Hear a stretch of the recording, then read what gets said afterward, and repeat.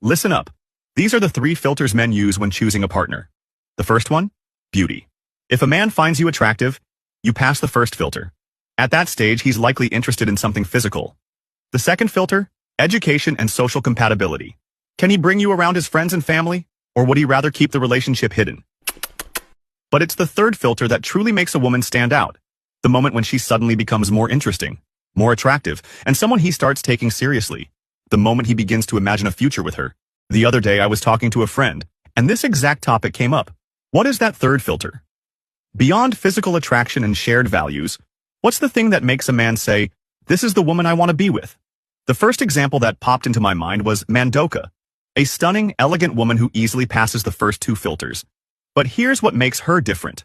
On her social media, she cooks. And not just regular cooking. While she prepares the food, she tells a story. The ingredients become characters and the dish is the plot twist. That's what makes her stand out.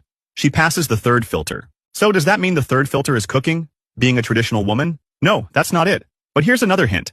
See if you can figure it out before I tell you. Another example is Ivana, a girl who looks like Snow White. Beautiful, elegant. Again, she easily clears the obvious filters. But there's more. She dances ballet, writes, and publishes books about pirates. She glides through the third filter like butter. Wait, so the third filter is dancing? Does she have to be extremely feminine? No. While feminine women have their charm, so do those with a more masculine energy. That's not it either. The third filter is something any woman can have, but very few actually do. Is it having a big social media following? No, not at all. Alright, here's the last hint before I reveal it.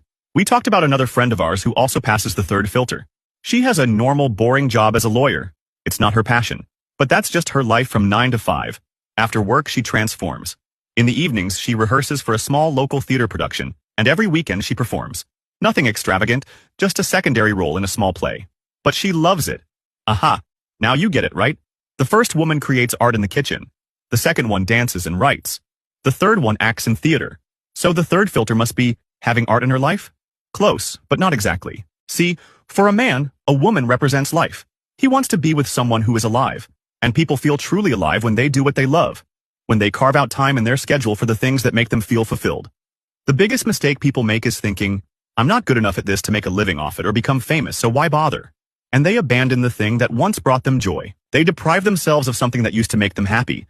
Something that made them feel alive and gave them so much joy. If you love theater, do theater. If you love writing, write. If you love skating, skate.